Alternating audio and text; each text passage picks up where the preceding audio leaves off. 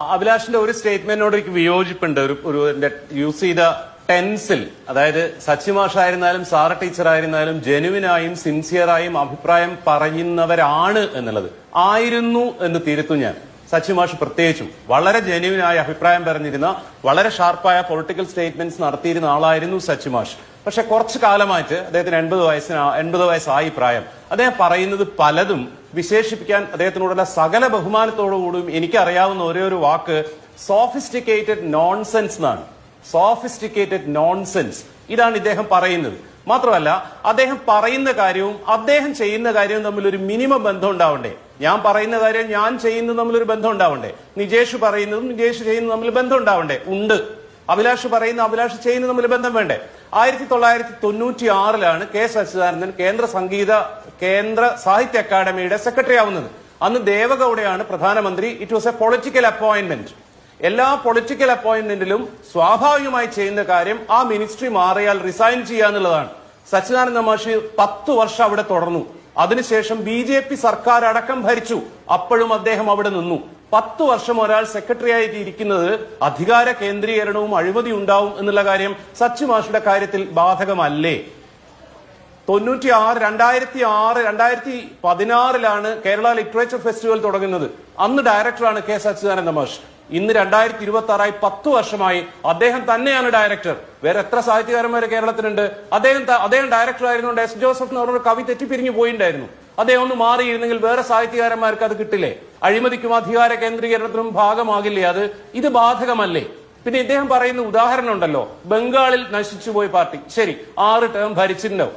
6ാമത്തെ term ഭരിച്ചപ്പോഴാണെന്നുള്ളത് വേറെ കാര്യം. ത്രിപുരയിൽ തകർന്നു പോയത് എങ്ങനെയാ? അവിടെ മാറി മാറി ഭരിച്ചതാണല്ലോ. ഗോവയിൽ കംപ്ലീറ്റ് BJP കൊണ്ടുപോയല്ലോ. CPM എല്ലാ കാലവും ഭരിച്ചുകൊണ്ടാണോ? അപ്പൊ പറയുന്ന കാര്യങ്ങൾക്ക് ഒരു മിനിമം ലോജിക് ഉണ്ടാവുക എന്നുള്ളത് ഇദ്ദേഹത്തിന്റെ ഇപ്പോഴുള്ള വർത്തമാനങ്ങളിൽ ഇല്ല എന്നുള്ളത് സങ്കടത്തോടെ പറയേണ്ടി വരും. പിന്നെ ഒരു സന്തോഷം എന്താണെന്ന് വെച്ചാൽ, ഈ ചർച്ചകൾ ഒരു കാര്യത്തെ വെളിവാക്കുന്നുണ്ട്. അതെന്താണെന്ന് വെച്ചാൽ LDF തേർഡ് ടേം എന്നുള്ളത് ഒരു റിയാലിറ്റി ആണെന്ന് കേരളത്തിലെ സാംസ്കാരിക നായകരെന്ന് പറയുന്ന, നായികമാരെന്ന് പറയുന്ന ആളുകൾ മനസ്സിലാക്കിയിരിക്കുന്നു. പക്ഷെ നിജേഷ് പറഞ്ഞതിനോട് ഞാൻ 100% വിയോജിക്കുന്നു. സാധാരണ മനുഷ്യരുടെ ആകുലതകളാണ് സാംസ്കാരിക നായകന്മാർ ആരാണെന്ന് എനിക്കറിയില്ല റിഫ്ലക്ട് ചെയ്യുന്നതെന്ന് പറയുന്നത് ശുദ്ധ വിഡ്ഢിത്തരമാണ്. കാരണം ഈ സച്ചിദാനന്ദ മാഷയായിരുന്നാലും സാറ ടീച്ചറായിരുന്നാലും ഈ ചർച്ചയിൽ പങ്കെടുക്കുന്ന നമുക്കൊക്കെ അറിയാം, പണ്ട് കാലത്ത് വായിച്ചിരുന്ന ആൾക്കാർക്ക് അറിയാമെന്നല്ലാതെ കേരള ജനതയുടെ 0.01% ആളുകൾക്ക് പോലും ഇവരെ അറിയില്ല. ഞാനിത് അനുഭവത്തിനാണ് പറയുന്നത്. NS മാധവന്റെ ഹിഗിറ്റ എന്നുള്ള അതേ പേരിൽ ഒരു സിനിമ ഇറങ്ങിയ സമയത്ത് ആ സിനിമയ്ക്ക് ആ പേര് പാടില്ല എന്ന് പറഞ്ഞിട്ട് സച്ചി മാഷും NS മാധവനും കൂടെ ബഹളം വെച്ചിരുന്നു. അന്ന് ഇതേ മാതൃഭൂമി ചർച്ചയിൽ ഞാൻ അതിനെ ചോദ്യം ചെയ്തിട്ടുണ്ടായിരുന്നു. ആ കാര്യം ഫേസ്ബുക്കിൽ ഇട്ടപ്പോൾ അതിന് താഴെ വന്ന ആളുകളൊക്കെ ചോദിക്കുകയാണ്, ആരാണ് ഈ NS മാധവൻ എന്നുള്ളത്? എനിക്കറിയാം NS മാധവനെ. കേരളത്തിലെ എത്ര ആൾക്കാർക്ക് NS മാധവനെ അറിയാം, സച്ചിദാനന്ദനെ അറിയാം എന്നുള്ളത് വലിയൊരു ചോദ്യമാണ്. ഇവർക്ക് മനസ്സിലാവാത്ത കാര്യമാണ്. പിന്നെ സച്ചി മാഷും സാറ ടീച്ചറും ഒക്കെ അനുഭവിക്കുന്ന ആ ഒരു അപ്പർ മിഡിൽ ക്ലാസിന്റെ കൺസേൺസ് അല്ല, ആ മനുഷ്യന്മാർക്ക് വേണ്ടിയല്ല ഇടതുപക്ഷം ഇവിടെ നിലനിൽക്കണമെന്ന് പറയുന്നത്. അവർക്കല്ല പ്രതിമാസ പെൻഷൻ വേണ്ടത്, അവരല്ല അതിദരിദ്രർ. ഇവർ വളരെ കൃത്യമായിട്ടും അവരുടെ തുടർ ഭരണത്തിന്റെ എല്ലാ സുഖലോലുതകളും അനുഭവിച്ചു കൊണ്ട് തന്നെ അവിടെ നിന്നുകൊണ്ട് ഈ വർത്താനം പറയാണ്.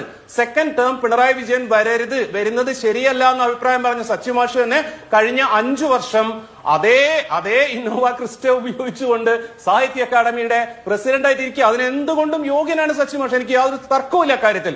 കേന്ദ്ര സാഹിത്യ അക്കാദമിയുടെ ചെയർപേഴ്സൺ ആയിരിക്കാനും എന്തുകൊണ്ട് യോഗ്യമാണ്. പക്ഷെ സെക്കൻഡ് ടേമിലുള്ള ദുഷിച്ചു കഴിഞ്ഞിട്ടുള്ള പിണറായി വിജയൻ മിനിസ്ട്രിയുടെ അണ്ടറിൽ സർക്കാരിന്റെ ഭാഗമായിട്ട് ഒരു വലിയ പൊസിഷനിലിരിക്കുകയും എന്നിട്ട് തുടർ ഭരണം പാടില്ല, അത് ദൂഷിപ്പിക്കുകയും ചെയ്യുമെന്ന് പറയുന്നത് എത്രമാത്രം സ്റ്റുപ്പിഡിറ്റി ആണെന്നറിയോ? ഇദ്ദേഹത്തിന് 1 വർഷം കഴിഞ്ഞിട്ട് മാറിയിട്ട് വേറൊരു കവിയെ പൊസിഷൻ ആക്കാമായിരുന്നല്ലോ. അപ്പൊ ഒരർത്ഥത്തിലും സിൻസിയർ അല്ലാത്ത, ആത്മാർത്ഥതയില്ലാത്ത, ലോജിക് ഇല്ലാത്ത ഡയലോഗാണ്. ഇലക്ഷൻ വരുന്ന സമയത്തിൽ ഉള്ളിന്റെ ഉള്ളിൽ കിടക്കുന്ന CPM വിരുദ്ധ തികട്ടി വരുന്നതാണ്. പിന്നെ ഇങ്ങനെ പറഞ്ഞാലാണ് ഞാൻ ബുദ്ധിജീവിയാകുക, ഇങ്ങനെ പറഞ്ഞാലാണ് ഞാൻ സാംസ്കാരിക നായകനാവുക എന്നുള്ളൊരു തോന്നലിന്റെ പുറത്താണ്. ഇനി 3ാം ടേം LDF വന്നാലും എനിക്കൊരു സംശയവുമില്ല, സച്ചി മാഷ് ഇതിനേക്കാളും വലിയ പൊസിഷൻ കിട്ടിയാൽ അതും ആസ്വദിച്ചിരിക്കുക തന്നെ ചെയ്യും. ഇതുവരെയുള്ള അദ്ദേഹത്തിന്റെ ട്രാക്ക് റെക്കോർഡ് അതാണ് മനസ്സിലാവുന്നത്. ഇതിനെ ഇടതുപക്ഷം തുടരേണ്ടതുണ്ട് എന്ന് തിരിച്ചറിയുന്ന സാധാരണക്കാരായ ജനങ്ങൾ പുച്ഛിച്ച് തള്ളുകയേ ഉള്ളൂ. അത്ര സീരിയസ്നെസ് അതിന് കൊടുക്കേണ്ടതുള്ളൂ എന്നാണ് എന്റെ അഭിപ്രായം.